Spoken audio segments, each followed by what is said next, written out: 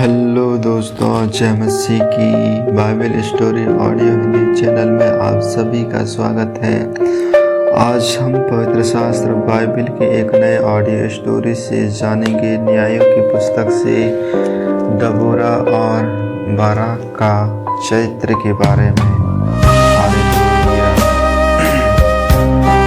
जब यहूद मर गया तब इजराइलियों ने फिर यहोवा की दृष्टि में बुरा किया, इसलिए यहोवा ने उनको आशूर के विराजने वाले कनान का राजा याबीन के अधीन कर दिया, जिसका सेनापति सिसारा था, जो अन्य जातियों के हसरोसेत का निवासी था। तब इजराइलियों ने यहोवा की दुहाई दी, क्योंकि सिरार के पास लोहे के 900 रथ थे और वह इजराइलियों पर 20 वर्ष तक बड़ा अंधेर करता रहा। उस समय जब्तोन की स्त्री दबोरा, जो नबिया थी, इजराइलियों का न्याय करती थी। वह एप्रैम के पहाड़ी देश में सारा और बेतेल के बीच में दबोरा की खजूर के तले बैठा करती थी, और इजराइली उसके पास न्याय के लिए थी, और इजराइली उसके पास न्याय के लिए जाया करते थे। उसने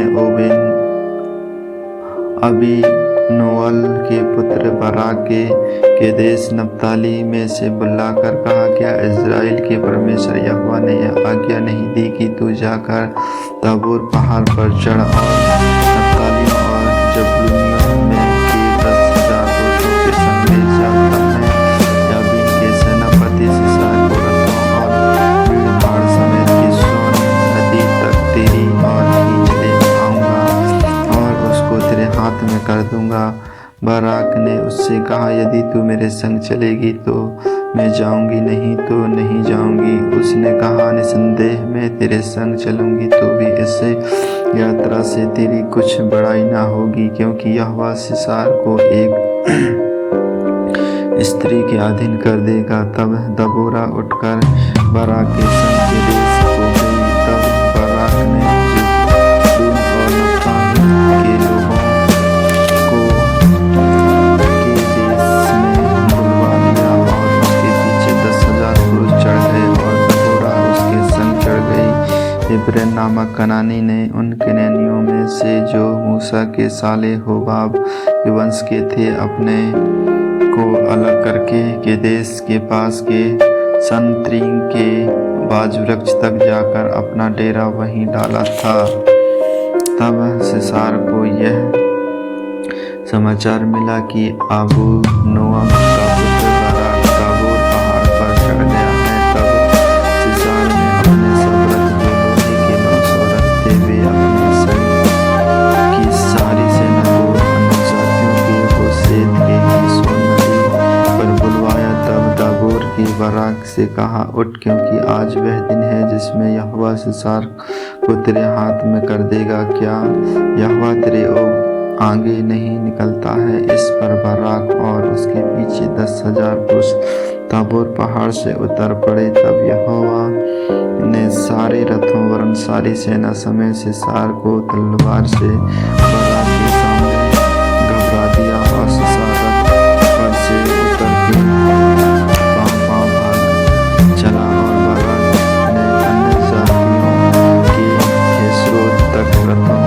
और सेना का पीछा किया, और तलवार से सिसार की सारी सेना नष्ट कर गई, और एक भी मनुष्य न बचा। परंतु सिसार पाँव हेब्रोन किनीन की स्त्री याएल के डेरे को भाग गया, क्योंकि होसेर के राजा याबीन और हेब्रोन केनी में मेल था। तब याबल सिसार से भेंट के लिए निकलकर उससे कहने लगी, हे मेरे प्रभु, आ मेरे पास आ और ना डर। तब वह उसके पास डेरे में गया और उसने उसके ऊपर कंबल डाल दिया। तब सिसार ने उससे कहा, मुझे प्यास लगी है, मुझे थोड़ी पानी पिला। तब उसने दूध की कुप्पी खोलकर उसे दूध पिलाया और उसको ओढ़ दिया। तब उसने उससे कहा, डेरे के द्वार पर खड़ी रह, और यदि कोई आकर तुझसे पूछे यहाँ कोई पुरुष है, तब कहना कोई भी नहीं। इसके बाद हेब्रेर की स्त्री याएल ने डेरे की एक खूंटी ली और अपने हाथ में एक हथौड़ा भी लिया और दबे पांव उसके पास जाकर बूटी को उनकी कनपटी में ऐसा ठोंक दिया कि खूंटी पार होकर भूमि में धंस गई।